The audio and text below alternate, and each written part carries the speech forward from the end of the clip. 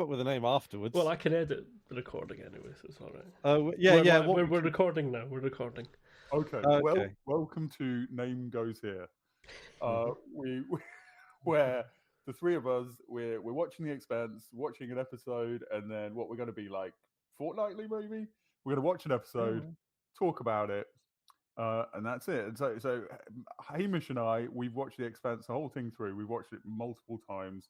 Chris is coming to it for the first time. Mm-hmm. So first, I'll just Expanse is virgin. I'll talk about my experience of The Expanse. So I'd heard it was a good show. I tried to watch it. I actually bounced off it a couple of times. I watched the first couple of episodes and I was like, okay, this is good. It's high quality, but this is just like film noir detective in space, and that's good. But you know, I've seen it before. I'll put that down and I'll pick it up later maybe. Gave it another go. Got to the same point. I was like, it's just detective in space, whatever. Came back to it a third time. Got all the way to episode 4, and I was like, "Oh, this is cleverer than that. This is something else." Because I think what it does is because it does start off as film noir detective in space, which is good in itself. But then it keeps adding layers of. It doesn't change what it is, but it adds layers. There's a layer doing this, and there's a layer doing that. And episode 4 for me is where that first turning point, and then season 2. Something I mentioned off air with Hamish is a particular event where I'm like, oh, this is clever. This is something really, really interesting. So, and now I love The Expanse. Yeah, they don't show all the cards early on. They don't hold your hand. It is. I don't want to say an acquired taste. That's not quite what I would mean. But you've got to make a little bit of effort yourself. You've got to trust it. You've got to trust it. What's happening and go with it. Yeah, because now when I rewatch those first few episodes, now they're setting up so much stuff. It's going to be either important or symbolic later. And it's like when I rewatch the first episode, Lyle, I'm like, oh, it's when he talks about his hat keeping the rain off. Yeah, and There's just so many little things that they're setting up. Yeah, and the point is that it doesn't. They haven't started a show and not knowing where they're going because of the whole. Because of the origin of the show, we'll talk about that in a minute because we already have. But we'll talk about the origin in a second.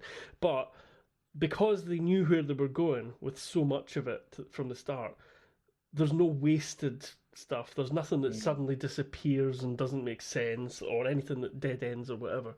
You know, it's all. I'm not saying every single detail is important, and my God, you're going to not get it unless you watch every second 10 times. Unlike New Trek, it doesn't end each arc with like 50 million ships fighting 50 million other ships and a zillion laser beams going between them. And I'll fast forward through this bit, Jesus. Yeah. There's not a lot of cliche in it. There's a few cliches, but not cliche in a good way. Cliche, I think. Yeah, they use.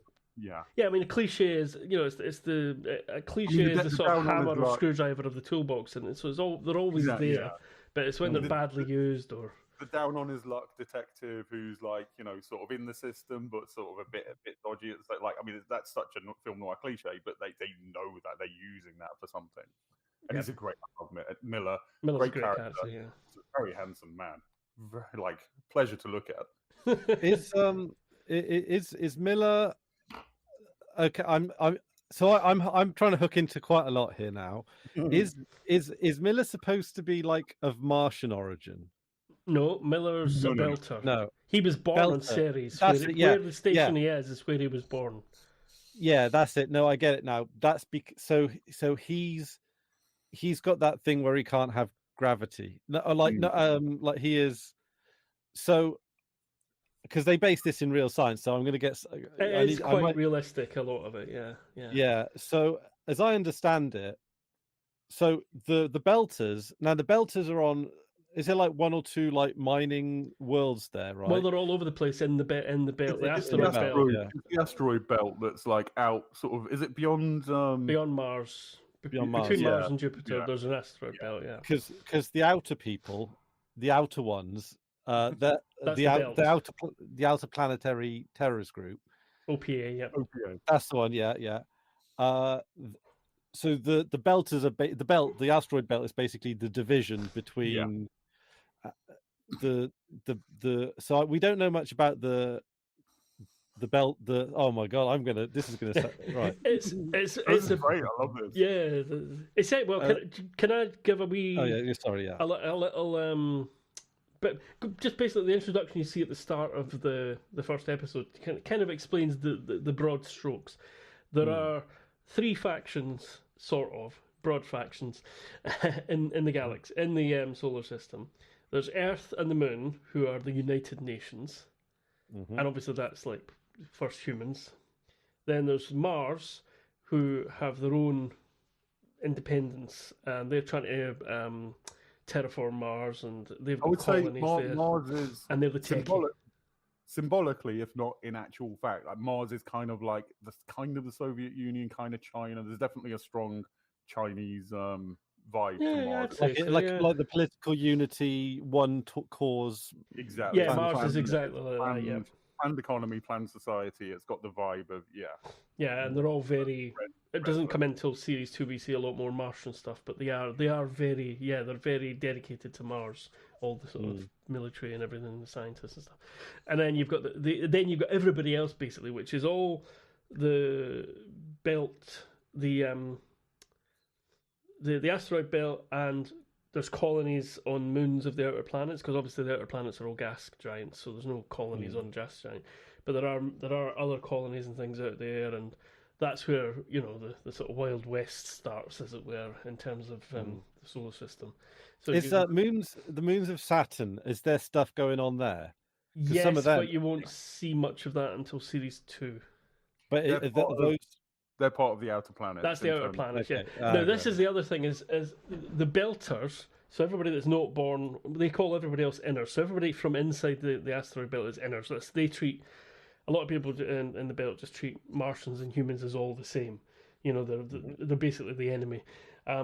But the important thing to know, and I don't know how well that comes across in the first episode, so probably doesn't, but I'm not making a huge spoiler here by saying that the Belters are not really one unified people. Because there's different large places, large stations, and people on colonies. Another aspect of the dynamic, I would say, like broadly, this isn't. You don't look too hard at this. Oh yeah, broadly, same here. Yeah, same like Earth, late capitalism, Mars, state socialism, and the outer planets, anarchism, essentially. Yeah. So the outer planets is not the asteroid belt. That's the outer planets are like. It includes the asteroid belt. The asteroid. Everything from the asteroid belt outwards is the outer planet. The only reason it's got OPA in the name of the organization, but they are actually splintered as well. It's the Outer Planets Alliance, but they're not a government as such. I love that they use the anarchist. So that would be like how like Antifa might be described, where they say, well, there's lots of Antifas about, but they're not connected or organized. They're just kind of following a sort of like that, directional cause. Okay, I kind of like that's so. I'm getting a vibe that because of the air and ice and stuff, is that what they're mining a lot of in water? Yes, for water. Yeah. So I'm kind of getting, is that a bit like the Gold Rush or like Prospectors? Yeah. It's got a Wild West thing going on. Yeah.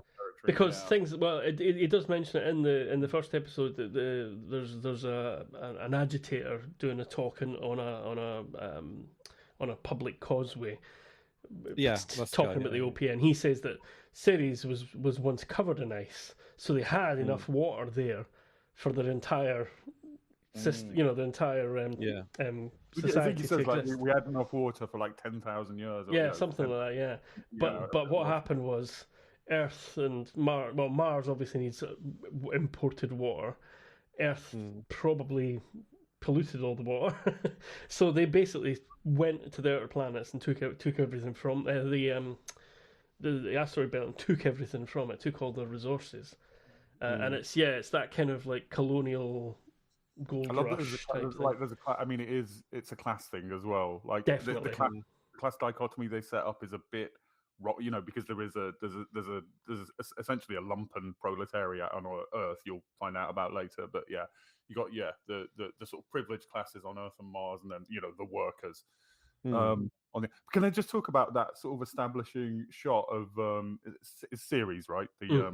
Yeah, That's the first station we see. You get that shot with the drone flying through the station. So you see the class division on well, the Even in asteroid the station, yeah.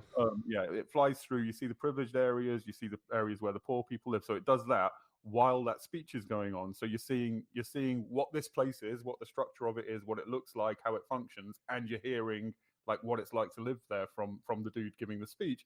And that's such a great fucking way to start that. It's not the start of the show, but your introduction to series, because you learn without being sort of just spoon-fed exposition. You're given the structure of this place and how it works, and it's like so well done, so nicely done. That's what I mean by it's not it's not holding your hand, and it's not there's not loads of exposition dumps. You things. And that's why it is a bit difficult to get into, I think, until you've seen a few episodes, because there's a lot of people. There's the three sort of segments of humanity being introduced to you right away, and there's the subdivisions within the sort of. You showed so many situations and so many characters. Like, how the hell am I going to keep track of all this? But the show does a great job. It does. It comes together so well. We were talking a little bit before Chris got here about even the characters on the Canterbury. Like Hamish and I were saying, like you only meet them for like a couple of minutes each, but they're so well characterized. Like who each of those you get a sense of them being different people, not just a crew. It's not like as you said, we go with the Star Trek comparison. They're not just background people on the bridge of the ship. They've all got, even with just a couple of lines, they've got personalities. They've got different the captain with his reasons. Cat. Yeah, exactly. There's all these little details. He's weird about his cats. It's just great. So I got a question about that. So the guy, the bald guy, is he the captain? No, that's the second in command. He's the second in command. Yeah, he's the XO. He's the XO, but then he goes mad. He certainly does. And then the other character, the younger main Commander Shepard kind of guy, I think. Shepard? I'm sorry, I don't get the reference. Oh, that's a Mass Effect. Oh, sorry. Which came first, this Expanse or Mass Effect? Because there's Mass Effect came first. There's a bit of Mass Effect in there for sure. It's better than Mass Effect by a zillion miles, but there is a bit of Mass Effect in there for sure. Oh, okay. Yeah, I definitely noticed, but I don't know because like Mass Effect borrows from like everything as well. Oh yeah. So it's quite. I see a lot of like overlap. I do see a lot of like. Is it 2015? Is that when it comes out? Oh, I don't know. Good question. Is somebody googling that? I'll let Chris do it because I don't want to mess up the recording. I'll go. That's fine. Okay, here we go. Of course, I've got another monitor I should have looked at. You got 2015 to 2022. 9.4 stars on IMDb. I love that you looked that up now rather than before you started watching. Can I just talk about an event? Can I talk about one of the events on the Canterbury? This is not clever, but the zero G sex that I think right. First of all, that looks great. Second of all, right, okay, I've been in an intimate situation with a lady, believe it or not. She was a top, and she came down a bit too hard at a scanty angle, and bent my penis. And then it bled out of its hole for quite a while afterwards. Ouch. And that bit where they're having zero G sex, and then the gravity comes on because they're accelerating. And she comes down so hard on him every time. Every time I makes your eyes water. I don't know. Zero G gravity sounds like a lot of work, to be honest. Yeah, I love that it doesn't do the Star. I mean, I get why they do it in Star Trek. It doesn't do the we've got artificial gravity thing. Like they only have gravity. The ships are arranged sort of like tower blocks for the most part, and they only have gravity while they're accelerating. So if they stop accelerating, zero G. And I love that so much. I also love. Sorry, this is all a bit like film study stuff. The very opening bit where there's the ice block and it cuts that dude's arm off, and so you get to see that like this is a dangerous job, and then you meet him a bit later on where it's like, oh, you can get this kind of arm if you've been working for this long. The inners have got a gel that would replicate your arm, but we've just got like artificial arms. Just they set up so much without, again, like you say, without patronizing you or spoon feeding. Yeah, and it's teaching you about the class system throughout the It's got factions. like so much fiction fails to not recognize, but fails to sort of have an economy in it. I think Lord of the Rings is the perfect. There's no economy in Lord of the Rings whatsoever. No. People get stuff. Yeah. So when he's in that conversation, he's talking about. So he's got his arm off, and they're talking about, well, you can't get that, and doesn't he say, "I'd rather have a fake one." Yeah, I'd rather have a Belter made fake than the Inner's magic gel. That's what his line is. Is this a little bit like them saying, "Oh, I'd rather have my rusty old pickup truck that always starts when I put the key in, rather than one of those dang fangled cyber trucks or whatever it is," you know? Yeah, something like that. Yeah, basically, yeah. It's pride. He's got cultural pride in where he comes from, and but I would say it's not quite like the example you set up is more sort of a reactionary resentment, whereas this is a distrust from the other side of the. It's more well, it's fuck those guys oppress us. I'm not taking their shit. Basically, yeah. Yeah. So they could grow him another arm if he. Well, they wouldn't grow him one, but they could do it. They could do it for somebody else, but it's a sort of class thing rather than. Is it a bit? Is it also a bit? But I don't know. Yeah, is it a bit like organic in that way that is the technology of growing it back in any way distrusted? Like how? Don't know if we ever explore that really. Well, okay, we do much. I know, Chris, you're not hugely spoiler averse. Anybody watching this, there's going to be spoilers in this. I think we're going to try not to spoil. I'm not going to spoil anything plotty for you. I'm not going to spoil any big events, but we do get to see the biogel later. I'm trying to remember. Okay, I've just remembered why we do have a. Yeah, I'll shut up because this is. I mean, I certainly I'm not an averse to spoilers. Like, if there's like a big red wedding kind of thing, that's different. But if I don't know who a faction, I'll just do a Google search to make sure, because I sort of assume. I don't know whether or not to know that, and I don't know if that's going to ruin it for me. I hope it doesn't. Better to ask us rather than search, I think, because we will avoid anything that's significant for sure. I will say, you just mentioned Game of Thrones briefly. I won't go too far, but I believe there's two writers of this, but I think the more writery writer of this, I think he was in a writers group with George R.R. Martin. Oh, right. Yeah, and I think they're friends. I might be overstating that, but yeah, there's certainly a connection there. Yeah, I suppose that's a good point where we could to bring in the origin of this whole thing, actually, before we forget, is originally what is now the TV show The Expanse and a bunch of books by James S.A. Corey. It's actually two people. That's a pen name of two people together. But the original thing was a role-playing game.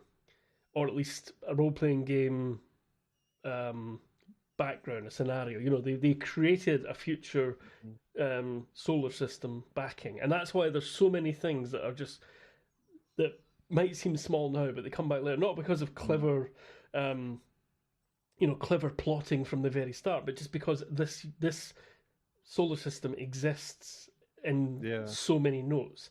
And what happened was, rather not the events of the game, but there might be some, I'm not sure, but the structure was all there.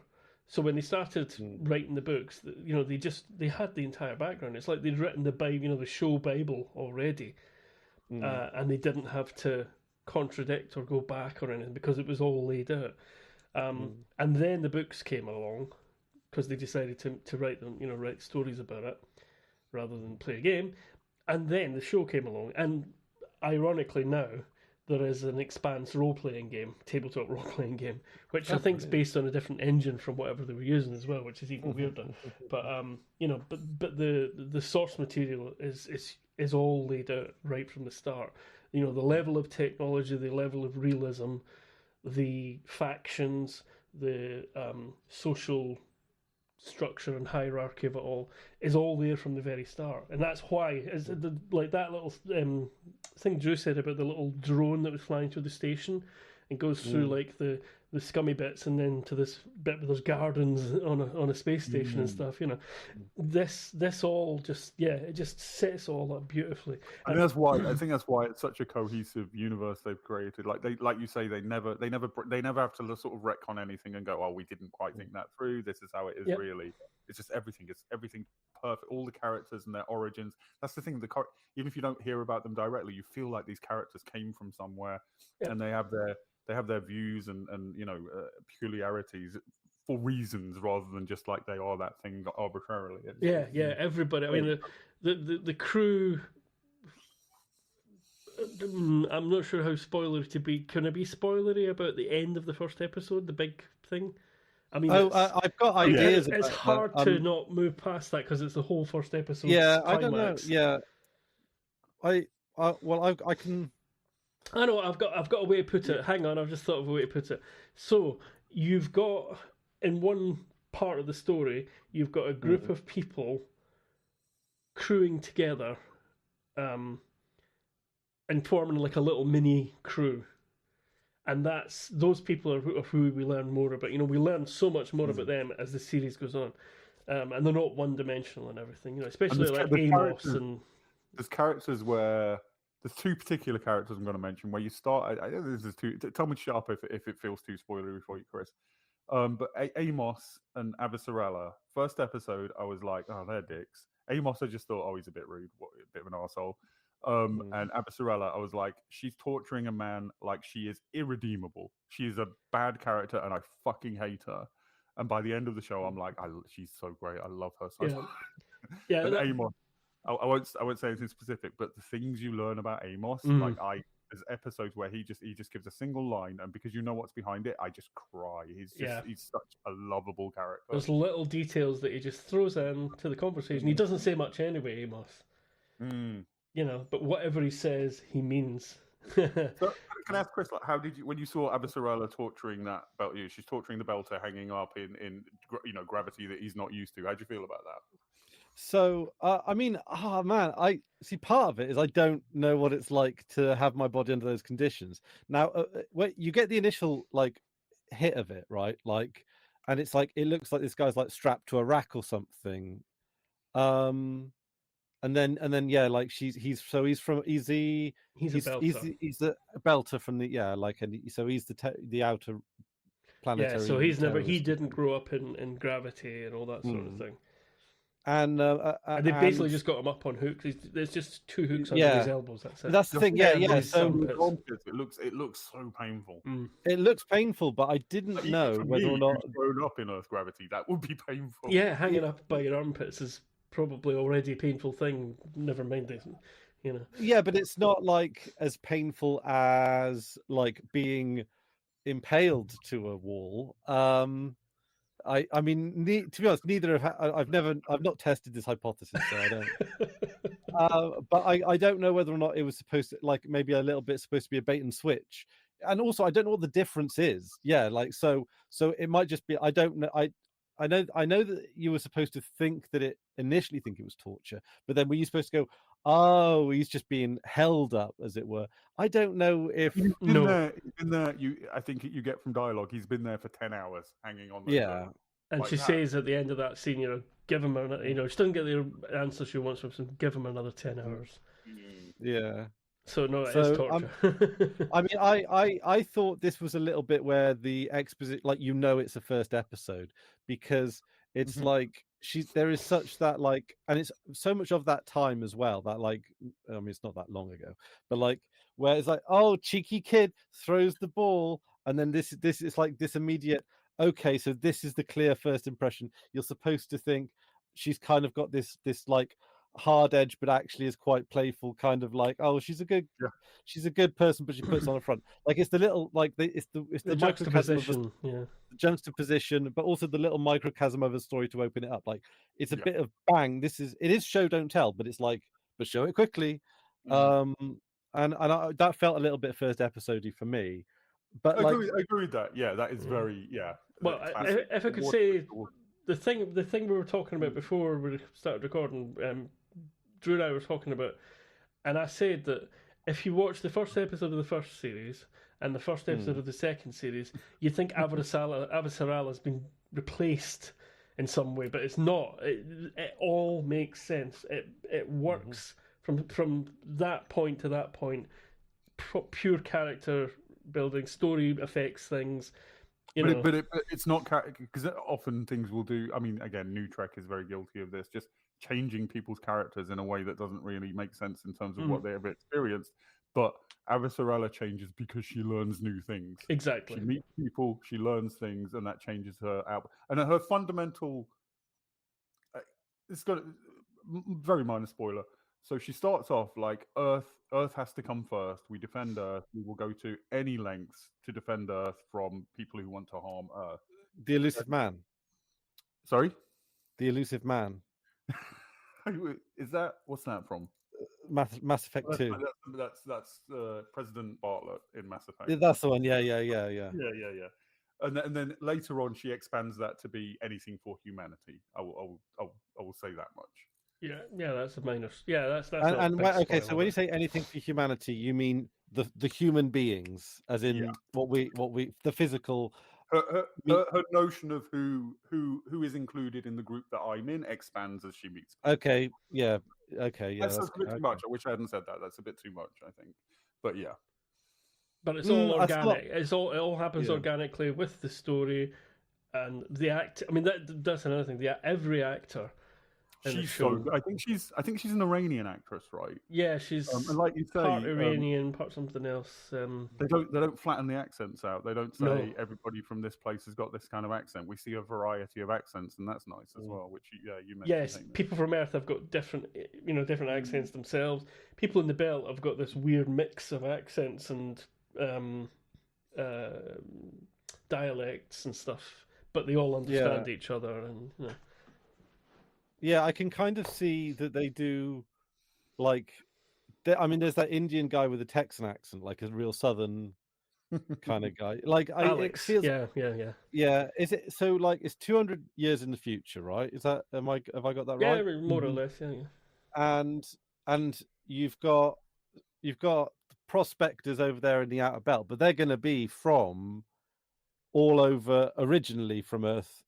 A long time ago, no, 200 years ago. So that's only like 8 generations. Mm-hmm. So you're going to have all, but because it's prospecting, it's a bit like colonialism, isn't it? Where like a whole bunch of races just sort of because the common thread.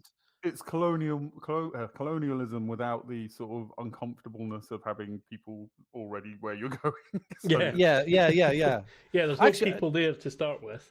Actually, there's actually, that's interesting because, and I hope I don't make a fool of myself by stating some wrong facts here, but I was watching with subtitles on because with something like Sci-Fi, it helps with the names, and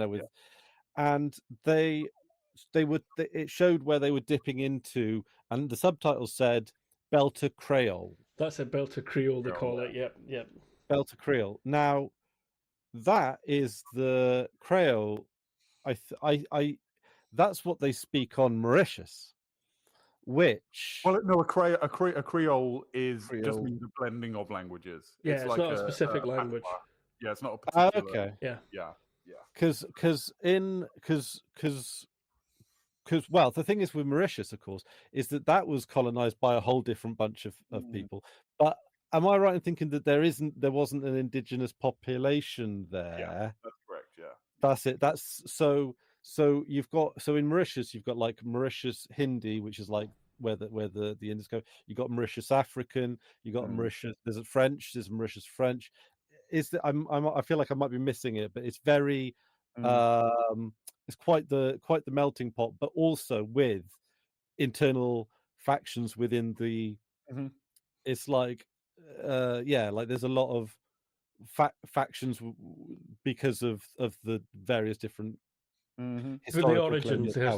Yeah. And obviously, I can't remember whether this is in episode 1, but at some point on series, you see that the the trains that go around, the sort of the London Underground of series, the announcements are in English and Mandarin.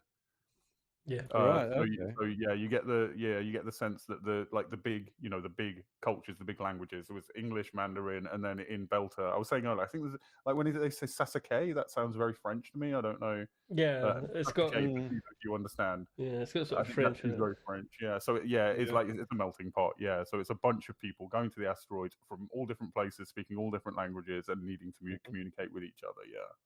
Okay. And with people, do you? I don't. How much have we seen much from people of Mars? Mm-mm. Which part? Not a No. lot, no. So I was going to say about the cowboy stuff with Alex, Yeah. because you're talking about like colonialism. So you can imagine, and this is all me sort of filling stuff in my head, but I think it's there. When the settlers first went to Mars, they're thinking of themselves a bit like, this is the new frontier. This is like the old west. Yep. So you can imagine that culturally they would have developed an interest in like cowboy stuff. And later on, when you see Mars, you see there's a bit of that. But yeah, Alex is a Martian. And so he just loves cowboy stuff. So he talks like He a talks like cowboy. a cowboy. Yeah. I love that as a little detail in a sci-fi thing. That's unusual. You see it a couple times, but it's a nice idea that he just likes this thing. It's probably like 50s cowboy stuff where it's the non-problematized, not thinking about the colonialism too much kind of cowboy. But cowboy stuff and space stuff, actually, that's quite. You see that It's a common pop up in trope. all kinds of it's Well, because you got Firefly. like Firefly. That's exactly that's you got like Borderlands. You've got like even Star Wars. Like all of this stuff borrows a lot of from Star Trek, a lot of TOS, Yeah. Star Trek. That was the sheriff of the town in space kind of thing. There's not all of it, but some of it was that for sure. Yeah, I mean Red Dwarf parodies a lot of it. There's an episode of TOS where I can't remember the details, but Kirk goes down to a planet and they're a bit chaotic or something. So he reads them the US Constitution to civilize them. Love that. No comment. yeah. It's like, we need a Supreme Court. Okay. Right. Is there any other bits? I'm just trying to work out what I've seen now. Yeah, I mean, just to give you spoiler free, this is just you can work all this out from the first episode. But Alex is from Mars. Holden, the one you say is the captain type guy. Holden is from Earth. I'm not going to say anything else about them because there's more things you'll learn, but that's the basic. I think you can say about Naomi. Naomi and Amos are from the Belt. Oh, sorry, Naomi's from the Belt. Amos isn't. Amos is Earth. Amos is mysterious, let's say. Yeah, been mysterious for a long time. Yeah, actually, it's not really even. Yeah, from what we've got in the story, it's not fair to say he's from anywhere, is it? Really? Because I'll leave that. You'll discover more about Amos as we go on. But he's basically dedicated to Naomi. He's, I don't know. But everybody in the Belt is, previously from somewhere. So there's a bit of like with Holden Shepherd, as you're calling him. Like there's a bit. Shepherd's a woman to me, which is. But anyway, I kind of like. I know what you mean. Yeah. There are tensions between. There are obvious, you see them sometimes. There's tensions between people in the Belt who are from Earth, Mars, versus people who are in the Belt who, whose parents were from the Belt. There's tensions there, but there's also sort of like a common cause. They will accept people so long as you're on our side. Yeah, the Belt's very much like that, but that's why it's also very sort of fractured as well. But the police officers, that's a good example. So Miller is a Belter. He's from Ceres. He's only from Ceres. So he is an actual Belter. But the people, because he's a cop, the people call him Wellweller at one point. Oh, which is a traitor to the people. Yeah. Whereas his partner, quite a new partner, we sort of get the information as well. I forgot his name. Oh no! Hopefully Joe remembered that guy's name. Yeah, I can't remember his name. Oh no! It's the partner is from Earth. He's like of Earth. He's not lived in the he's not lived in the Belt for a long time. He just takes the job as a cop on Ceres. So those two are both sort of ostracized slightly by the Belters because they're police officers rather than I think you see that in the episode that they've got sort of different, values and expectations. I can't remember the character whose name we can't remember. He's a little bit idealistic. He's like, I'm going to get along with these people. I'm going to learn their language. Whereas Miller, he's a bit more jaded. He's taking bribes from the filter dude. But you can see he's also got a breaking point. Like when people start suffering because of it, then he goes and throws the dude in the airlock. Yep. And, so he's he's obviously film noir guy, right? Because well, see, I thought when you were talking about the hat, I thought that basically was just like, I'm the film noir guy because he's talking about that. It is that, but it also becomes texturally a bit more than that. Yeah. Okay. Yeah. The way that you said, got several meanings, really. The hat, isn't it? That's, okay. Yeah. All right. You said that. I know it's so small. It doesn't really particularly go anywhere specific, but I just love it when the dude asks him, "Why'd you wear that hat?" and he says, "Keeps the rain off my head." He's in a space station. There's no weather. He's indoors his whole life, and he's like, "It keeps the rain off my head." I love that's that. That's not like a reference to a film noir film, is it? Not that I'm aware of, but it could be. I don't know about it, but it comes up later in little, like this isn't a spoiler. There's a bit where there is water dripping, and it does keep his head dry. No, I totally no. That's Chekhov's just drip. Yeah, there's more with the hat. There is more with the hat. It's none of it particularly deep, but it's not. Don't worry about you missing any of it, but you'll see little references. But him just saying offhandedly, "It keeps the rain off my head," is like that's his entire character. That sums up Miller. Yeah, I love it. I absolutely adore that line. Is there Blade Runner sort of like stuff? Oh, yeah. I'm getting I'd say Miller's got a bit of a feeling of that. Yeah, not entirely.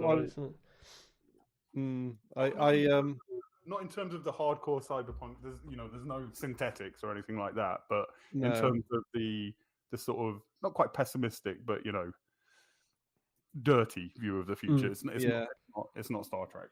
Yeah, I mean he is. He's obviously the Max Bullet or Jake Bullet or whatever. Like he's the cop that he cuts through all the red tape. He doesn't.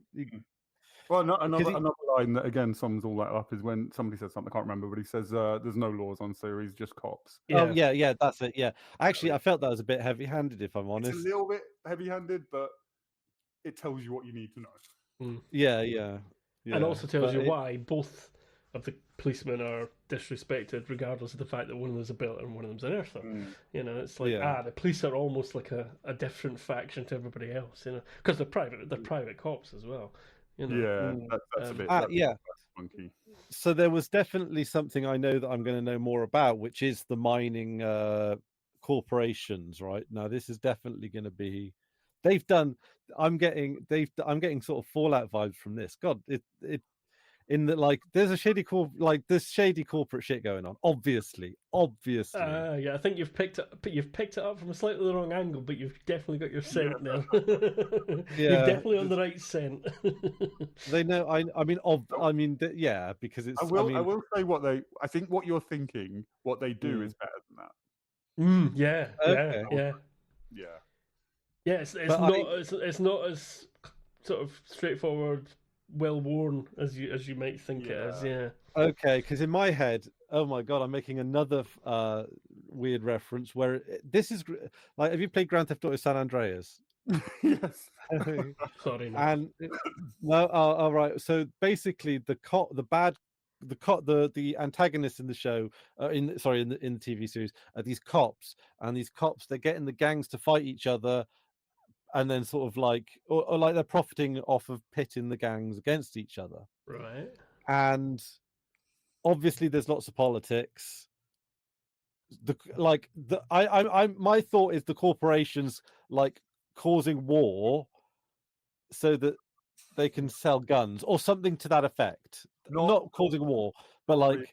Not really. I would again, what Hamish said, it's not as well worn as that. There's definitely, corporation evil. You can't have a modern thing without that because corporations are evil. It's a fact of life at this point. Not, in a way, it's very obvious. I'm reluctant to say too much. Yeah, because we don't want to spoil something that basically builds over the whole series. Is it like you know that meme of, and I've told you about this the other, meme of Rupert Murdoch, and and you've got the white working class man and the black working class man, right? Or like and then the Rupert Murdoch guy, he's saying to the working class man Rupert Murdoch's got a plate full of biscuits. The working class white man has one biscuit, and then the immigrant working class man has no biscuits. And then Rupert Murdoch is saying to the white working class man, that foreigners trying to take your biscuit. That's kind of what I'm thinking of. Yeah, no, I might be wrong. That's always in there, but that's the fabric of the world. That is just a reality of this Well, world. that's just how the world works, isn't it? Yeah, I guess That's never the central focus. The politics stuff, I would say. I mean, the show is a very political show at times, but the politics is more geopolitics, as we'd call it. It's beyond that now, obviously, because they're in space. But it's the politics is geopolitics, and then you've got the class tensions for sure, which are explored but never really the central. There's moments when it's central, but becomes it's not important, but it's not. It's not the. There's so much happens that you don't expect, and it does things in such a clever way that we're trying really hard not to say. There's a particular bit in season 2 where I was like, this has become something I wasn't expecting, and I fucking love it. I know what you mean when you said it. Do people? So is there a whole society of people that live on places like Ceres? And sort of like corporate towns almost. Yeah. Is it a bit like that? Exactly that. Yeah, no, it's like old west company towns. Company towns. That's the word. Yeah.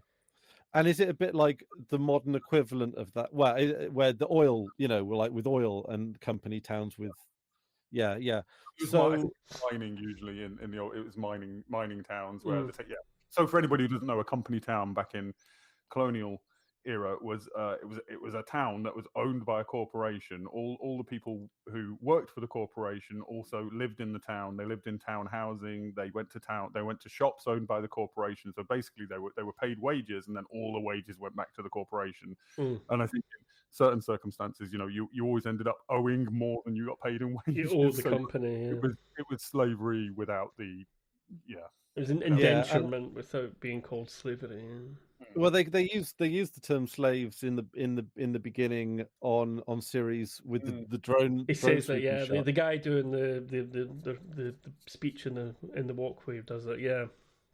Do people go to Ceres as a way of escaping Earth? I kind of feel like that's a vibe. The cop, Miller's cop partner, clearly. Again, he's not a super well explored character, but that's the vibe you get from him, right? He's escaping from something on Earth. James Holden, Shepherd. Definitely, yeah. He's clearly, and also the XO who goes space mad. And then I will not say very much, but Julie Mao, who's the character at the very beginning, who's locked in a container, and then she busts her way out. Yeah, she's an Earther. I'll say that she's an Earther. But one thing I loved about that scene is the 0G hair effect. Yeah. Which just looks beautiful, and it's clearly very expensive, because I think the next time you see her, she ties her hair up. Yeah, that's right. Oh yeah.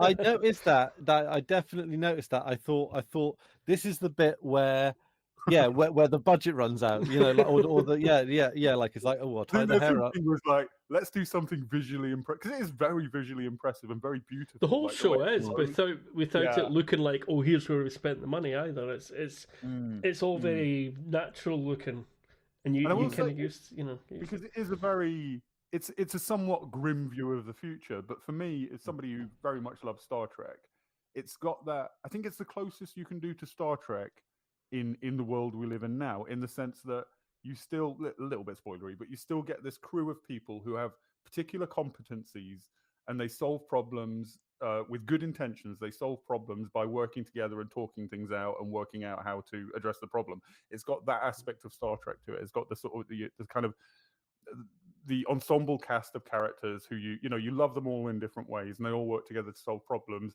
And it's got a little bit of competency porn, but not quite to the extent that Star Trek does. So I think it gets closer to being a modern view of Star Trek than modern Star Trek does for me by far. Yeah, I think so. Yeah, that's a fair comparison, or a fair analogy. How much am I supposed to know about that opening scene? Well, if Very you've only little. seen the first episode, pretty much nothing. It takes Okay, a long time was, to. very briefly, I was saying to Hamish before you joined, it took me 3 watches through to get a full grasp on exactly what's happening there. You get the gist, Yeah. and that's all you need, but the specifics of it were... I don't even know if I get the gist, if I'm honest. No, Like, no, not yet. No, not yet. Oh. But with one watch through of subsequent episodes, you'll get enough. Yeah. getting Alien vibes. Sorry, I can't. Obviously, I can't watch Sci-Fi without comparing it to every other thing I've seen. Well, that's it. Yeah. Well, I But know it does. Well, one something of the- terrifies her. You know, you One only of get the a glimpse of what it is. And actually, I know the show, and even watching that first scene where Julie sees something happening in the engine room, I'm not sure if that's one of the things we see later again, or if it's something. Yeah, I can't really say too much because it'll spoil something. But yeah, I wish I'd remembered to speak to Drew about this off before Chris was there, because I was was that or was it that? I'll say this as context. There's one of the 2 people who make up the author of the books, and they're very heavy. The author is very heavily involved in the show as well, which I think is one of the reasons why it's so good. He does a YouTube channel with the character who plays, with the actor who plays Amos. Really? And they talk about, so this is the author, and they talk about all the sort of media franchises that they love, TV, mostly movies. It's the movies that they love. And that's after you've watched the show, if you watch that, it's very telling. It's like, oh, this is the X episode, this is the Y episode. And Alien is certainly in there. I'll say that much. Yeah. You can't escape the James Cameronness of a lot of it. Yeah. But yeah, I'm trying. Yeah, I mean, I don't know whether to just say this out or not. I mean, it's not a spoiler to you because you've seen it. So yeah, sorry, you've seen this episode. What Julie sees in the engine room is this all blue sparkling stuff and big veins of blue stuff shining all through the engine room, and she sees what looks like a body coming in and out of it. Oh yeah. Now, the weird, like, what's with the head? Is it a skull or something?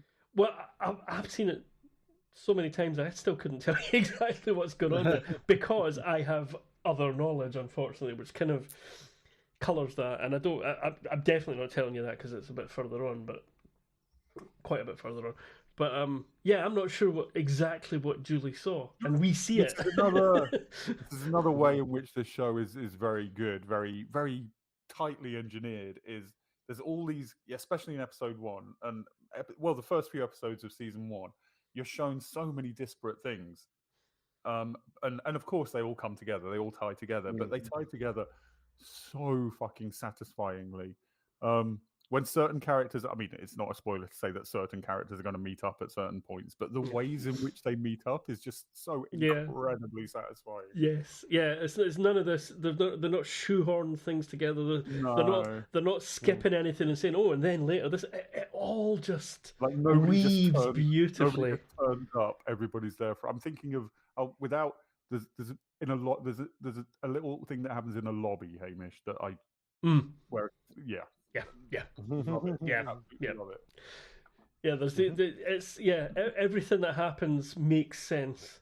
Every change to a character's viewpoint or actions makes sense. There's no, and I think this is something that sorry, I'm getting excited now. One of the things that this is nothing to do with the show specifically, but I think that the role playing game origins of it help this a lot. That one of the reasons role playing games exist, tabletop role playing games especially, I think, is because you'll watch a film or a TV show or read a book and you're like, that's stupid, they wouldn't do that, why would they go into that room when they know there's something that... And I think that's the one of the absolute essences of role-playing games is that people think they know better than the characters. So when they're playing the characters, they should do the right thing. It doesn't. If you ever play a role-playing game, you know it goes all to hell all the time. I mean, the best example of this, and I think it's something you don't see in a show like this very often, is there's moments when particular characters are like, I see why you want to do that, and I see why you're going after that, but I want to go and do this other thing. I disagree with that being the priority.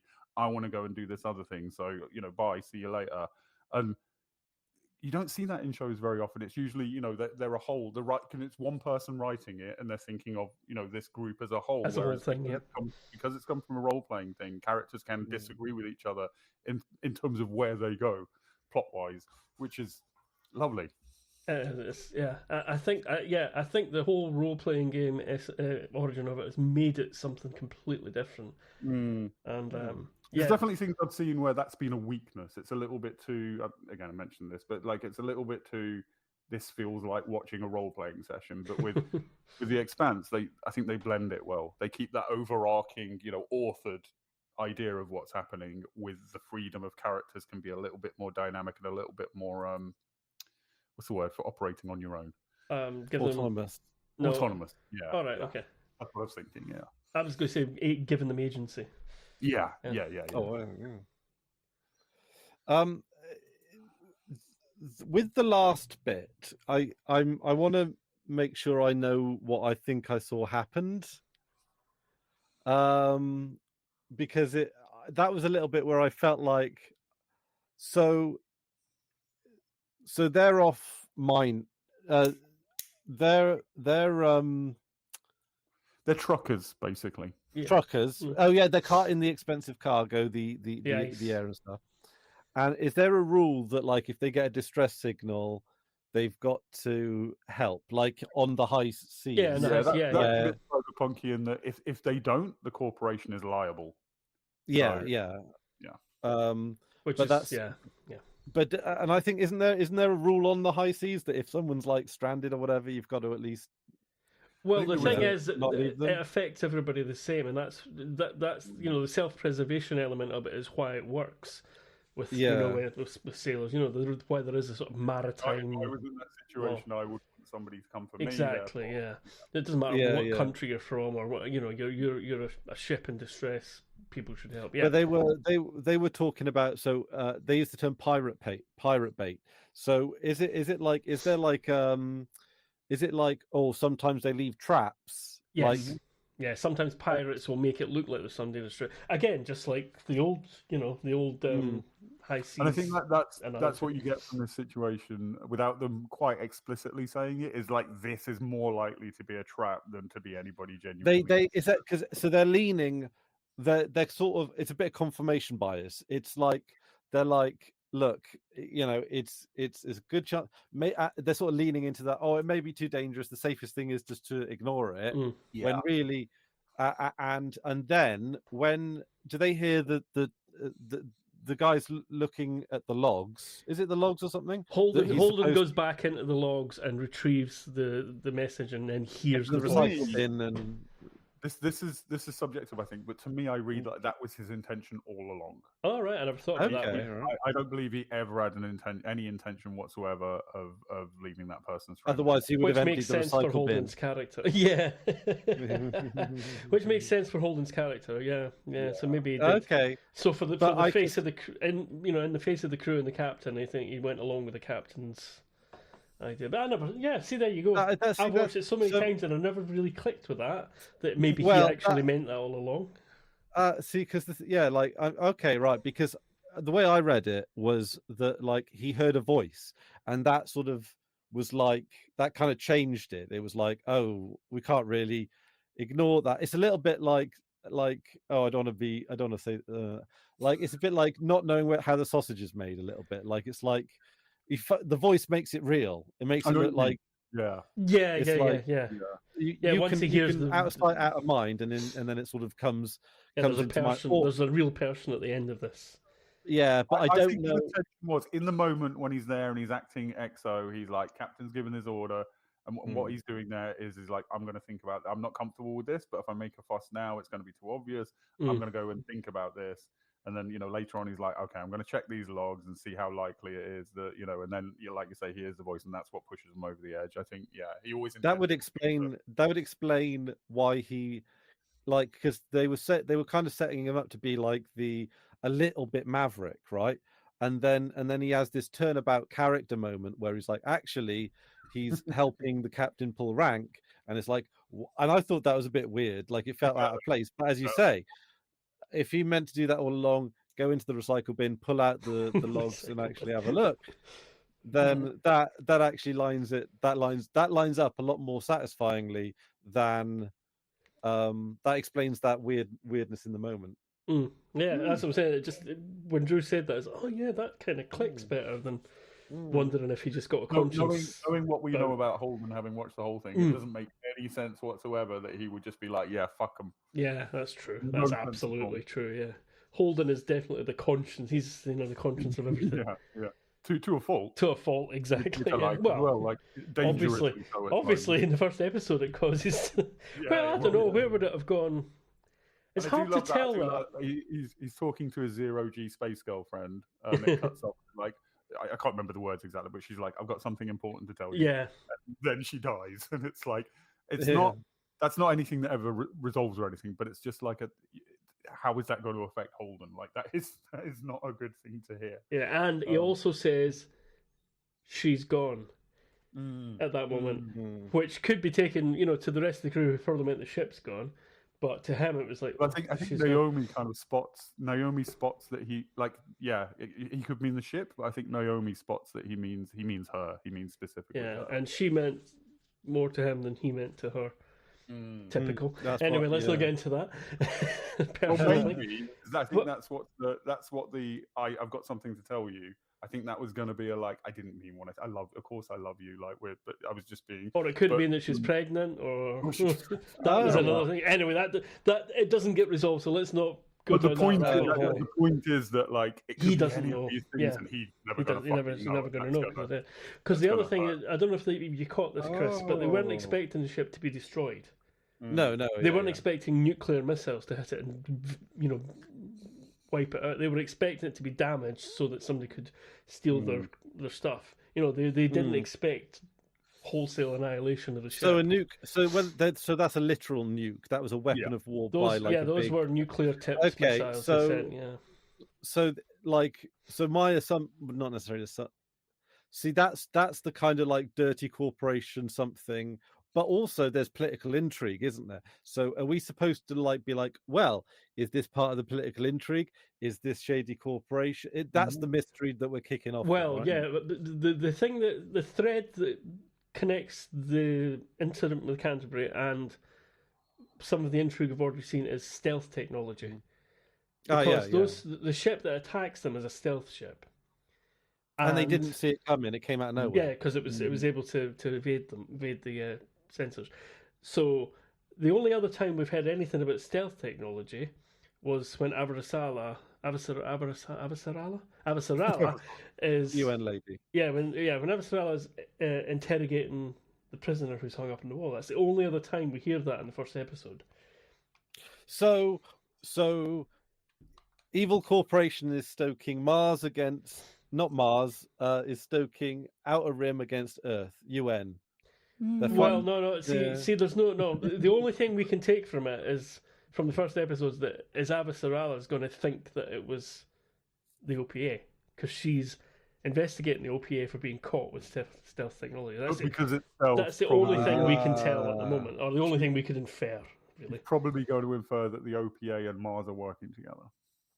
Yeah, because stealth technology is a big deal, but the OPA is just like Antifa. They do say in the first episode only Mars has stealth technology. Sorry, that's the three threads. Sorry, the three parts. So I forgot to mention the Mars bit. Sorry. Yeah, so stealth technology is a Martian technology.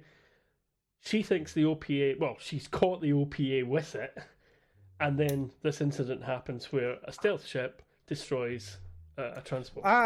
So the colonial the colonial agreements between Earth and Mars about getting the air and water from the planets, that's in jeopardy. Like that because they talk about the treaty that they're going to be signing, which presumably is some kind of divvying up of the resources on the asteroid belt, right?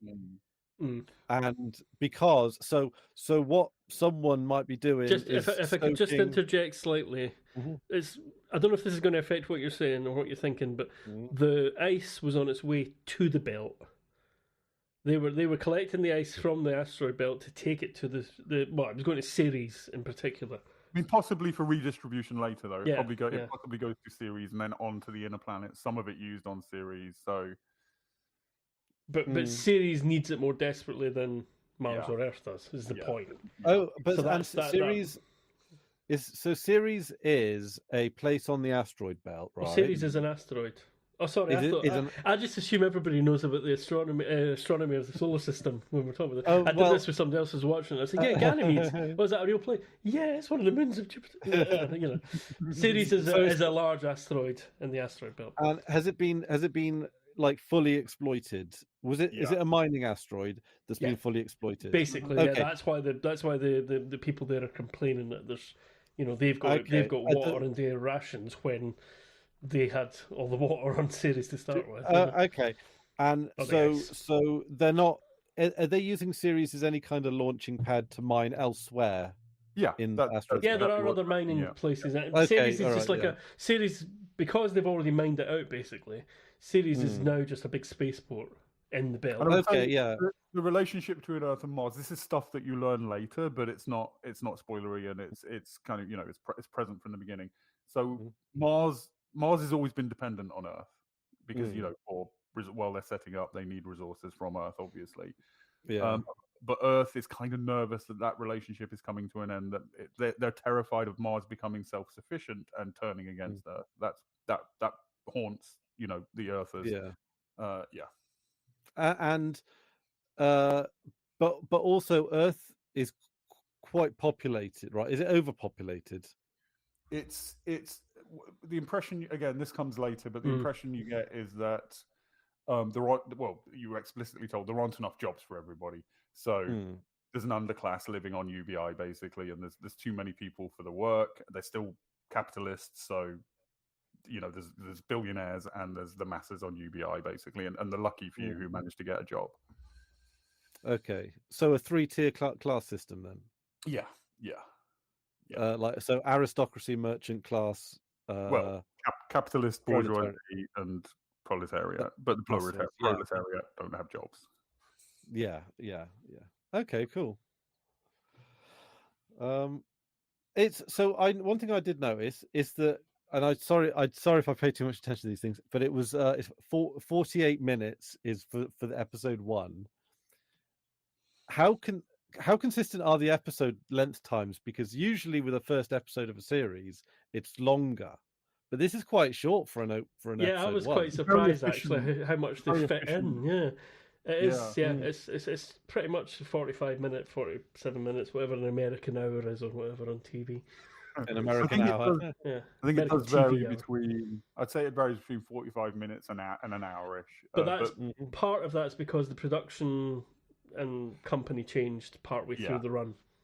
The show got cancelled by one lot and then picked up for the rest of it. So it was Sci-Fi originally, and they dropped it, and there was a fan petition, and Amazon picked it up and finished it off. Yeah, so there is actually a bit of a difference between the number of episodes and the length of episodes going through the series. So yeah, you can't rely on one series being exactly the same as the next. But it's broadly roughly an hour, roughly 45 minutes an hour. Yeah. All episodes. So yeah, amazing. When I was watching it, I actually did check that. What you just mentioned is like, this the first episode is a double. I thought they fit so much into 45 minutes. There's a lot to. I mean, I had to watch it twice to sort of like get a, get my head around it, because it is. Twice. Yeah, that's good. That's good. Yeah. There's one to sink into it and enjoy it as an audience member, and then another to like work out the bits that I want to focus. Yeah, as I said, that's why I bounced off it. I think it was like there's a bit too much here. I'm a bit confused. So I'll come back to it later. So I did end up watching it multiple times before it clicked. Yeah, like it's definite. Like like I mean, I'm obviously confused because they've laid the foundations of a mystery. So. Yeah, if you worked out the mystery in the first episode, it wouldn't be much worth watching. It's not just one mystery. Like you've identified the corporate stuff, the geopolitical stuff. I'm going to call it geopolitical, even that means But again, the film noir. Like Miller is he's so specifically and exactly film noir without it ever feeling like a pastiche or weird, because he's just concerned with this missing girl, right? Yeah. She's kind of in the film noir. She's kind of the femme fatale. She's kind of the woman in the red dress who comes in with a mystery, and then he finds out she's killed. That's that's the common sort of trope. But he's so exactly that without it ever not quite fitting in. But I think he's a little bit self-awarely that I think he leans into it, and I think that helps. Yeah. Like the character is not unaware that he's filling this trope kind of thing. Yeah, no, I kind of definitely got the vibe that they were leaning into it for sure. But then that's where the Blade Runner feel came from for me. Well, that and his boss is definitely a very Blade Runner type relationship, you know. I would say more happens than in Blade Runner. Yeah. And more happens in episode 1 than happens in Blade Runner. I'm totally but I do pick up the aesthetic, the vibes, I guess. The riffing of almost like a what's the word I'm thinking of, it's obviously doing a lot of homaging. Like, I think it's always because there's a line between homage and pastiche, and I think it stays on the homage side without ever feeling like a pastiche. Yeah, and because it doesn't jar with the other stuff that's got a bit of homage to it either. It never does, even though it comes together in various places. It doesn't feel. It feels organic. Still, that's what I meant about you've got the film noir layers, you've got the happy crew of space adventurers layer, then later on you've got other layers that pile on top of that, and they all intersect without ever feeling like, because it could be 7 different shows. You know what I mean? Yeah. But it never feels jarring when the two things meet up. It feels incredibly satisfying, actually. Yeah, it does. It is the way amazingly satisfying. You're very, very happy when you get to revelations of things. You're like, oh wow, this is nobody just turns up or says something off screen and that resolves something or anything. It all happens all the way through it, and you kind of over time, obviously, you develop like favorite characters and characters. I kind of love all of it. Like Avasarala is amazing. I think my very 2 top favorites though are Amos, as you come to learn more about him, and Bobby, who you've not met yet. But this is the thing. When I was talking to my friend who's watching it with me, I was like, oh, Series 2, Bobby's in it. We started on Series 2, and it's like, Bobby's in it, she's great. And of course, at the beginning, you don't really see why. No, exactly. And it's like, I better not spoil anything and tell you anything. I think on my first rewatch, I was like, oh, this is the episode where Bobby turns up. This is going to be amazing. But like, Bobby doesn't really become Bobby until like a season later. Yeah. Oh, but towards the end of the second series, she becomes what she sort of is. Yeah. Her. There's one moment that I mentioned to you, I think, in text, Hamish. There's one moment. It's my absolute favorite moment of the show, and that involves Bobby. And I'm deeply in love with Bobby. Oh yeah, she's great. You don't know? Yeah, sorry. We're talking about episode 1 with Chris, and then we're talking about things that he's never going to see for a long time. This is kind of great because of what we said. Bobby's going to turn up, and Chris is going to be like, she's not that amazing. Like, why do you love her so much? And that's going to be cool. Yeah, it'll take you a while to get to where we are. I think it's inevitable that we're gonna know the characters all the way through. So it's really hard for us to not. That's totally have that okay. in our head at the same time as you're watching it from the beginning, Yeah, I mean, I can't. In some ways, I kind of like that guidance because it helps me know where my head should be at, if that makes sense. Which is going to change your experience, I think, to some degree. But that's what it is. It's the sort of foreknowledge that certain people are not going to die or whatever. It's like we talk about Game of Thrones. No character was safe in Game of Thrones, basically. But if we knew each other in real life, we'd be watching this on the couch together and we'd be having this exact experience. Yeah, exactly. It's great. Watch out. I hate to tell you this, Drew, but this is actually real. It's just remote. We are real people. Not AI. Yeah, it's actual people. This isn't a hallucination. Yeah. I hope. Sorry. I'm really looking forward to doing more of this because the more you start to learn, the more exciting it's going to become for us. Joy, right? Is vicariously experiencing it again through Chris, through fresh eyes. It's lovely. I mean, the thing. Okay. Watching his theories and stuff and going, yeah. Here's a problem that I kind of foresee, and let's knock it out while I remember. Right, here's the thing, right? So if we're doing this, it's like you alluded to, maybe like fortnightly or something like that, right? I'm not going to be able to watch one episode and just leave it at that for a fortnight, right? One episode of do you know what I mean? Ooh. Yeah, I know. So, I know. and also, there's going to be. Is it going to be too slow a pace to? Are we just going to be combing over every?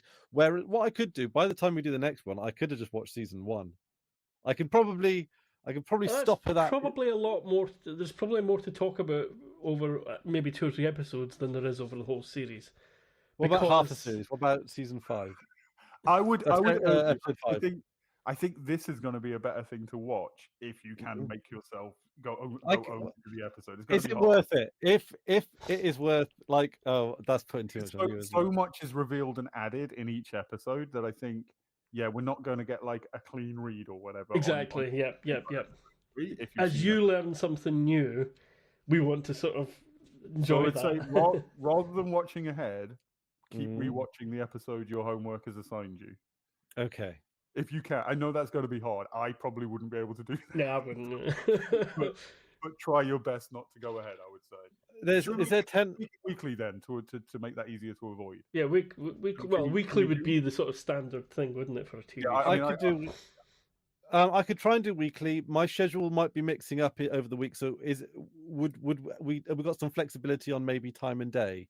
Oh yeah, because my sleep pattern rotates, so it's not gonna be possible for me to do it at the same time every week. But yeah, if we just sort of each week, we should probably do this off air, right? Let's finish this bit. But I will say so far, and this is part of why I want you to keep to one episode at a time. Your question, every time you ask a question, you're like, this might be a weird thing to ask a question about, but your questions are great. That's exactly what I want. They have been good questions. Yeah. We're not saying yes or no to your theories, but we are enjoying your questions. You're going to pick up on slightly different things to what we're going to pick up on because we've seen it all before. So the things you choose to ask questions about is great. I love it.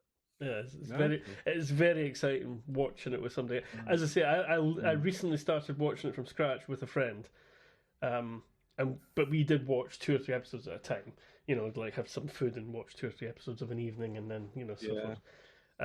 But it'll be easier if they're closer to an hour because there's more to digest, and because I'll do a rewatch. I'll do, if we're doing this, I'll try and get at least 2 watches in, so I know, one to enjoy it, one to work. It's a very rewatchable show as well. It's very dense, and you notice different things each time. I'm still noticing new things. Well, I said earlier, it only just clicked to me when you mentioned about Holden actually deliberately doing that, and then Chris pointing out, that seemed a bit weird. And it's like, oh yeah, now that makes more sense with those 2 viewpoints put together. Yeah, we might be wrong. We might be overreading in, but maybe. That slotted it in. That slotted it in quite. And that's kind of what I mean about rewatching is such a joy because there's so much little things that don't make sense until you know what you know at the end, or not at the end, but much further on. There's so many things, not just like things they set up and then resolve later, but just little character details that you're like, oh, that's why this later on. That's why you made this decision rather than that decision. I think they made it very interesting to have the first scene that they did with Julie on the spaceship, and it's like. It takes a while for that to pay off, but it's very important, and it was. I don't often like things that come out of sequence, but it's not actually out of sequence temporarily. It's out of sequence for what we get revealed, and that's. And this show, I will say, like there's the mystery box shows where it's just like there's it never gets satisfyingly resolved, or often. Not resolved at all. This show never does that. Everything resolves. Everything has a purpose that they knew from the beginning. Yeah. Okay. Yeah. So what so what is the time in terms of the time frame? I've got two questions. Right. How sequential are we talking? I would say everything you're seeing is sequential apart from Julie Mao stuff. Okay. Well, not temporarily, but in roughly, like Miller investigating Julie Mao's disappearance is happening at roughly the same time as what you're seeing on the Canterbury. Yeah. Whereas the scenes you're seeing with Julie Mao in the container, it's sort of a slight flashback, I would say. That's a bit before, I think. Yeah, but not massively. Okay. I don't think time-wise. No. It's not happening at the same time because of, well, you find out later why it couldn't be at the same time. Because okay, but while they're starting to put they're trying to put the story together of what's happening, you know. But broadly chronological. It's not going to, because sometimes shows will deliberately put things in an awkward order so that they've got that. I hate when they do it for the sake of it. Yeah, no, none of that when happens. they do it for the sake of it. There's none of that. There's only one big flashback point, and that's in series 2, and that's because they're explaining a bit of Earth Mars history with a bit of technology that happened in the past. That's the only real flashback I've seen. I just remembered what you. Yeah, I forgot his name now. Epstein, is it? Yeah, Epstein. Yeah. That's the only thing I remember being an actual flashback, but it makes sense, and it's not like confusing. They say this happened in the past. We're told it's 137 years ago or whatever it is. This thing happens, and it kind of explains how Mars kind of got to be sort of weirdly separated technologically from Earth as well. Yeah. Anyway, I'm not going to get into that because that's a long way off. Okay. All right. I quite like actually the discussion side of this because it does give me like a bit of like it gives me context that in terms of like the sides and the things like I feel like I've got a better understanding of the world going into episode 2, and I feel more like if I was just watching this on my own, I think I would be very overwhelmed with. I think that's what Drew was saying. It's not an easy watch from the start unless you watch until you get to a few episodes in, and But you folks are making it easier, so I think this might be. I feel a lot more comfortable with the lore than I was coming on to when we started recording. Oh, excellent. Yeah, I'm not really a big fan of shows that people say, "Oh, you've got to watch a few episodes for it to make sense."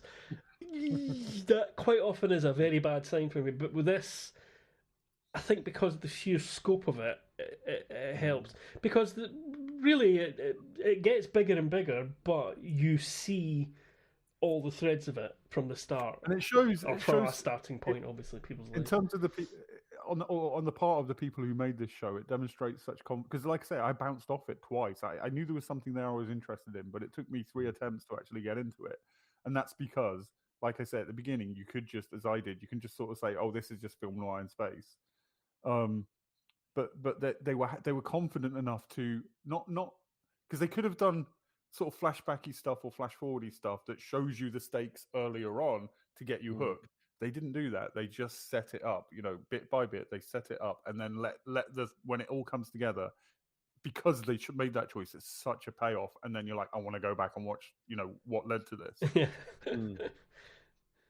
Yeah, and this is I like the way round because sometimes, in fact, it's like the opposite of The Witcher, right? Where they have the big grand moment at the beginning, exactly, and then it sort of all leads up to it. And it's like, right, you've shown me the thing that I'm invested in right off the bat. Whereas this sort of, it expects you to, I don't know, do a little make a little work. Yeah. Well, the only thing they show you up front is the bit with Julie. Which and the weird blue thing, and it makes no sense for a while. Anyway. Yeah. But I will say it's different because I agree. This show, when I recommend it to people, I say you've got to get to about episode 4 before it really kicks off, and then season 2 is where it starts becoming what it really is, right? Which is a hard thing to tell to somebody who's just starting out watching to watch it. Yeah, but that's different from like other shows where it's like, like TNG season 1's just shit. The Sopranos, and there's a lot of shows where they take a bit of time to work out who these characters are, what they're, how to present them on, even if it's come from a book. So like The Sopranos, season 1 is definitely weaker than other seasons. The Office, is the American Office. But it's not difficult in that way. It's difficult in that they have the confidence to just like not patronize their audience and let the things pay off in the way they should pay off. And let it all move. Well, I keep using the word organic, but I think that's the best way to put it. Exactly right. Yeah. Is that you're getting? Sorry, carry on. The first bit with the thing that I know I'm not supposed to understand it, but like the bit at the beginning sort of, to me, is a bit like the beginning of Game of Thrones where they go beyond the wall with the prologue. Yeah, Well, that's actually that's a fairly good comparison. and Actually, yeah. It almost to that point feels. I don't know if I'm sort of assuming a lot of knowledge here, but it does feel like because the writer from this comes from the same thing as George R.R. Martin, like as in there's like a commonality, there's a link. It might be a bit homagey in that regard to having the sort of that It's kind of not prologue. what the whole show's about, though. That the payoff from that is not the entire show. Okay. Because it's a very charactery show. I won't get into Game of Thrones criticism, but I will say this is a better show overall than Game of Thrones. Like, it doesn't do what Game of Thrones does at the end. Yeah. Yeah. Let's not. Also, I think Game of Thrones has a weakness all the way through in that it was very good at setting up archetypal characters and then putting those archetypal characters in entertaining combinations, but it didn't really have anything else. Whereas this show has that plus a ton of other stuff. Yeah. And we're just so excited that you're going to watch it. It's so good when somebody else gets into it. When I was trying to get you to watch it previously, Chris, I think I described it as it's like the best of Game of Thrones in space, because it does have that like political intrigue stuff going on. I kind of the thing about I've never been the biggest sci-fi person, but the thing about sci-fi that has the thing that I wanted to like about sci-fi the most is the Star Trek-y politics in space, because it's so it takes a lot of ideas, but because it abstracts them into this world, you sort of can have a bit more fun with them without having to you get it also with medieval fantasy, but with medieval fantasy it is in history and ergo context and culture and all that kind of thing, whereas I think space is a bit more like you've got a bit more like free reign. Like, I mean, in Star Wars, the world of Star Wars, there's very, very few cultural hooks into our world anyway, but it's certainly Star Wars is a weird one because there are, in a sense, it's a samurai film in space, it's a western in space, it's a fantasy film in space, it's all of those things. But in terms of in terms of the world itself, you don't the have world the itself. The only the Earth reference that I think I've ever heard is on one occasion Harrison Ford says they can go to hell, and I think it's like. But I think if my Star Wars trivia is true, I think that might be intentional, but I don't know why. Like, I think maybe, yeah. I'll see you in hell. He says it in when he's going out in the Tauntaun to find Luke in the Empire Strikes Back. It says you'll freeze before your Tauntaun will freeze before you reach the first marker. Then I'll see you in hell. That's what. Yeah. Sorry to be super nerdy. No. That's exactly what I was saying. Like sci-fi has sort of like three-ish broad. You've got your sort of space adventure sci-fi. Your Star Wars. You've got your Star Trek, which sort of rides the line between hard sci-fi and space adventure. And then you've got your hard, your very hard sci-fi, with, existential ideas and philosophical ideas and stuff. And the Expanse does all of those. Kind of does throw it all in, yeah. I mean, not to get too much into the film sort of thing discussion, but I mean, a lot of people don't think of Star Wars as a sci-fi at all, because I think that's a bit of a bullshitty thing to say. It clearly is in some sense sci-fi, but it shares more characteristics with the sci-fi is a setting rather than there's no hard sci-fi in it. There's no. It's very inconsistent and everything. It's all about it's all about set pieces, really. Star Wars, almost all of it is about set pieces and that spectacle. My rule of Star Wars is, for the love of God, don't take it don't take it seriously. It's a vibes-based show. You just you enjoy the fun, bouncy, silly robots in space. You enjoy the little micro stories or the and if you can as soon as Star Wars gets serious, it becomes very evident how thin that, because of what you said, how thin that was. Whereas I came to Star Trek very late. As a kid, I grew up in the 70s and 80s, right? So I grew up with all the toys were Star Wars. Our playing imaginative landscape was always, Star Wars involved. And then the prequels happened and killed it. And I think I always disdained Star Trek as like a boring, nerdy show where they just fucking talk. And I think I used to take the piss out of my flatmate for liking Star Trek. And then I think it wasn't until my 20s that I was like, because one thing I like doing is watching things that I think I don't like to either see why people like them or even better end up enjoying them. And I watched Star Trek in my 20s and I love it now. Star Trek's amazing because it has that that ensemble cast of characters trying to solve with good intentions in an optimistic world, trying to solve problems together, and I love that. And the Expanse has it's not an analog of Star Trek by any means, but it has that aspect of Star Trek. It does have the little bubble where there's the crew that do that. Yeah, but it also has the adventure of Star Wars as well. Yeah. I gotta be honest, and I don't know if you're going to slaughter me for this one, but I always think of Star Trek, and I don't know if this is an age thing, whether or not with Next Generation, because it's so iconic. I almost think of the Next Generation as like the Lord of the Rings of sci-fi, in terms of like it's sort of set the tone. The number of video games that have completely based so much stuff on the Next Generation or Star Trek, references to things like red shirts, and even I think I see what you're saying, but at the same time, there's nothing else like Star Trek, which has always been the weird thing. Nothing can seem to manage that optimistic. The closest thing to Star Trek is the West Wing. I don't. Okay. That doesn't make sense at all to me. I mean, it's characters with good intentions trying to make the world better and solving problems by talking. Trying to do it diplomatically and talking them through rather than conflict. Yeah, but with Star Trek Next Generation, there is also so many what ifs, right? That's a lot of sci-fi, isn't it? It's like, what if there was a world? What if there was a planet with only 2 people living on it? Or what if there was a computer that ate all the other computers? I mean, if you want to go TOS, what if there was a planet where the 2 races were single people that were half one color and half half white and half black? No, he's half black, half white. I'm half black, half white, half black. Yeah, it's like that. Is this about racism?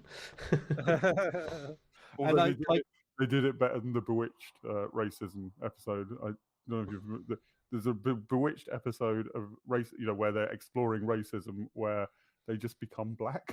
Oh, hang on, is this Julie Andrews Bewitched? No. Audrey Hepburn? No. Man, TV show. Man marries witch. Yeah, suburban, basically. Witch becomes 1960s suburban. She twitches her nose to yeah. Who was that? Who's the actor? I forget her name now. Yeah, very famous, but I forget her name. Well, they changed. Was it the husband that changed? Yeah, husband changed. Anyway, well, this is. I'm wondering when I should have stopped recording at this point. I think the meandering is part of the point. Yeah, fine. Yeah. I mean, the thing is, I'm not as familiar with sci-fi as I am with other musical with other genres. I generally lean more fantasy than I do sci-fi, but I think sci-fi is usually better. I tend to like the harder sci-fi more. Sorry, on you go, mate. Yeah. Right. So I think of I love the distinct the sort of almost like medieval fantasy and sci-fi are like opposites to me. With like medieval stuff reduces the size of a world often through like restricting technology or restricting that kind of thing. Whereas sci-fi does the opposite. It makes everything super super super big. And then so what you're saying is sci-fi is kind of like an expanse. Yeah. Hey. So that I think there are like, so with sci-fi you can have so much more like complicatedness, and there is sometimes a lot of satisfaction in that and comprehensiveness, but also sometimes like brevity is the soul of wit, and sometimes something simple just slots together well can also be quite satisfying, and you get that with like medieval stuff. So like and also one of the things as well that I have noticed is that women that I know who are big into like, should we say, like the whole nerdy stuff, a lot of them often quite are a lot more attracted to sci-fi because there is there is this optimism of like there's an egalitarianism and an optimism with sci-fi, whereas of course Well, I with would say medieval not necessarily optimism so much as like possibility. possibility, Yeah. whereas with medieval society it's like, well, it's patriarchal, Mm. it's more backwards, it's like it's a lot more like violence is a big thing, whereas often with sci-fi, like violence is difficult because it works differently in space. Do guns even work in space? Probably not. They do, yeah. I don't know. They do. Oh, right. Yeah.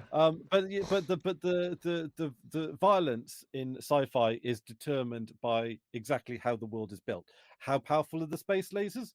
Can they tear a ship in half, or is it just going to take a couple of health down?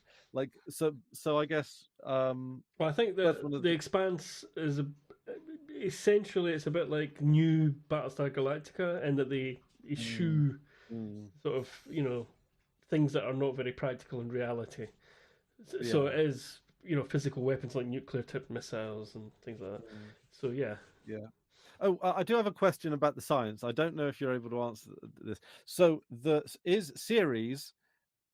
the gravity in series centrifugal force based? So Yeah. they're Yes. on So the in the fiction, a corporation spun Ceres Mm. on its axis in order to kind of to show off that they're a good engineering company and they should be trusted for the belt. I've read it. I don't do this very often, but I read into this a little bit, and the consensus seems to be that is ridiculously impractical. Like it would take an absurd amount of energy to do Yeah. that. But in the fiction of the show, yes, Ceres is spinning because a corporation spun it up. Which Right. means that the gravity varies. So in the wealthier places, the gravity is more like Earth, and then you get to the poorer places, and the gravity is a bit wonky, and you will see that. Right. Okay. Because the thing is, right, and maybe this is me asking a stupid question now, but No stupid questions. It's not the reason why planets have gravity is because of they're a big mass, they are spinning, the spinning No, most of gravity comes brings down to mass. You're right, but yeah, when you get down to like general relativity, it's like part of the point is like it's all the fucking same, and we don't really understand why. okay. That's why gravity hasn't been unified with the rest of stuff. Yeah, the gravity is centripetal or centrifuge, but yeah, that's down to acceleration. So that's the same as if you're in a ship that's going, it's accelerating upwards, you feel gravity downwards. Those and are that's the same. what the thing in the SpaceX is Yeah. just yeah, that's just the thrust of the ship. Thrust. Did the Earth move for what the ship did? Okay. Like now, one of the things that I've been told about this is the science is supposed to hold up under scrutiny. Mostly it does, yeah. It's mostly pretty good. with various sci-fi. Well, caveats. you're talking about for example, the gravity thing is that you notice it in the first episode right away. They all have magnetic boots. I will say they're never a slave. I think some sci-fi is a slave to the science and technology to the point where it becomes. There's a particular. I tried to read. What is it, Seven Eves, the one where the moon blows up in 7 parts, and the author just explains how every piece of fucking technology works for like page after page, and I'm like, that's not my kind of. So I'm not interested in that. So they never do that. But it's all plausible. Plausible science. Okay, but like Drew was saying, there's some stuff that doesn't quite hold up. Is how do they have gravity in series? A bit Asimov-y, actually. The Asimov that I've read, which is mostly Foundation and bits of others, Asimov never really gets into how the technology works, but it's always you can tell he's thought about how it works, but he never like explains it. It's just sort of it's there and it's plausible. Okay, that's interesting. That's kind of like you get the best of both worlds. Then you get something because I should be querying technology. It's not. It's not. To some extent that way because they do the physics of reality comes into play a lot, especially when they're traveling and when they're trying to maneuver in space. Well, you saw it in the episode in the first episode. They've got this thing where they have to be strapped in and have drugs pumped into their body to survive the And that's accelerations. a bit hand wavy, right? Yeah, as that's to a wee what- bit hand wavy, but it's like so they can survive. There's a lovely bit in. I love episode 4 of season 1. So that's for me. That was one of the turning points. There's a lovely bit in episode. I think it's in episode 4 where Hamish will get what I'm talking about. I think where there's a 0G situation, and I think Holden kicks Naomi, and then physics happens, and it's like, oh god, yeah, they understand physics. Like the people writing it understand how physics works, and that's I nice. think I know the bit you mean. Yeah. On a gantry, if that helps. Yeah. Oh, yeah. I definitely know what bit you mean. Yeah, I can't remember what episode it is, but you're right. It's somewhere in the middle. Well, cool. All right, have we explored it? I think we've explored the Expanse. I think all my questions have been answered or sufficiently waved away. Yeah.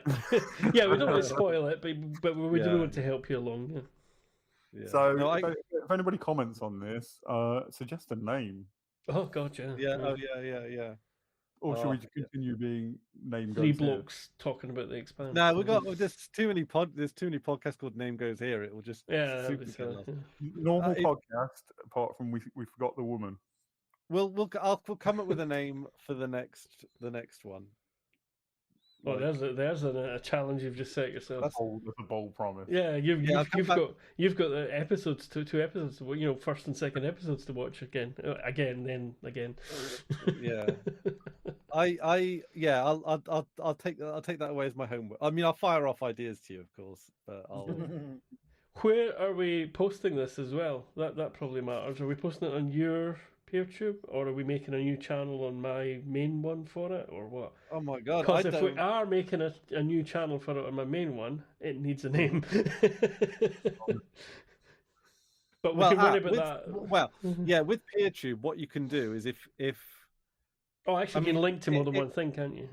Yeah, well, if you're recording it, then it might as well go up on. You might as well upload it then to PeerTube, but what you can do is you can upload it to your main video channel, and then once we've come up with a name, you can move a video over to another channel. So. Okay, how about this is definitely admin? So should we end it there? Yeah, let's stop the recording. Thank you for watching. Name Goes Here. See you next time. Name Goes Here. Possibly with a name. Bye.